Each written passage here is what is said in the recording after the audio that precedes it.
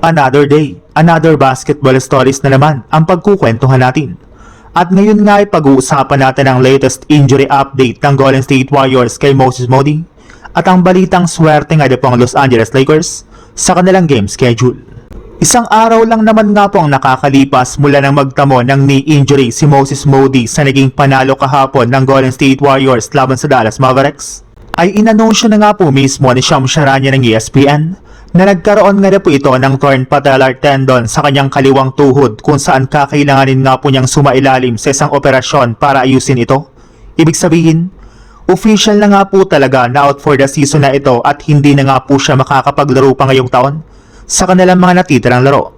Inaasahan rin naman nga po na kakailanganin ni Moses Moody ng mahaba-habang recovery na posibleng abutin ng 9 na buwan hanggang 1 taon depende sa magiging reaksyon ng kanyang tuhod. Since maaari pa nga po ito na ma-extend kapag nagkaroon pa siya ng setbacks.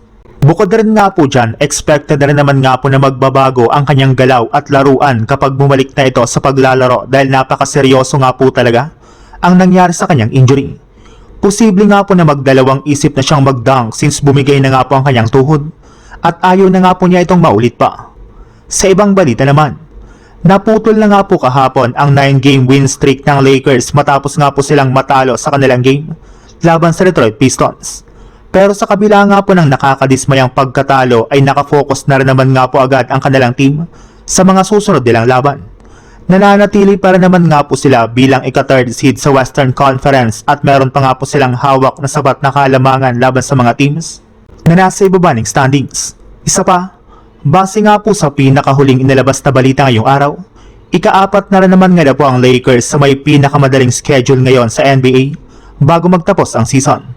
In fact, magkakaroon nga po sila dito ng 6 na laro laban sa mga mahihinang team o mga teams na nasa ibaba ng standings kagaya ng Indiana Pacers, Washington Wizards, Brooklyn Nets, Utah Jazz, Dallas Mavericks at ang Golden State Warriors.